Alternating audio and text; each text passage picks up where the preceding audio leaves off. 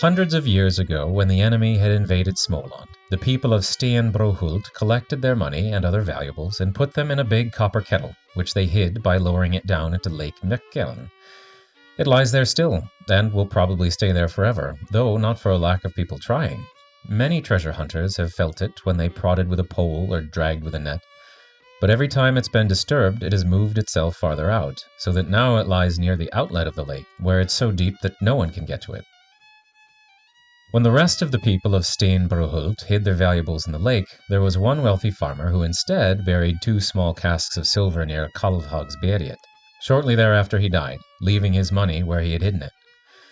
Around that time, 2 strange lights began to be seen in the evening over the place where the treasure lay hidden, a sure sign that a spirit or dragon had claimed it for its own. There was one poor old man who heard about the lights, and he knew that a man could take riches like that for himself if he digs them up on a Thursday evening and carries them home in perfect silence, and without looking back. Thus he figured the silver was as good as his. He set out to claim the treasure, and managed to pull the casks out of the ground. But when he was on his way home, he bumped into his neighbors, one after the other, and they all asked him where he had been. The man understood what was going on. These people weren't actually his neighbors. Each one was the spirit that had claimed the treasure, just taking the shape of people he knew, and so he kept his mouth shut. But finally he ran into the pastor, who stopped walking and greeted him, saying, "Good evening!"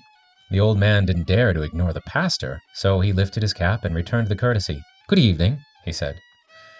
With the next step he took, he tripped over a tree root and dropped his casks, and when he went to pick them up again, all he saw were 2 old birch bark baskets, and he had to return home empty-handed.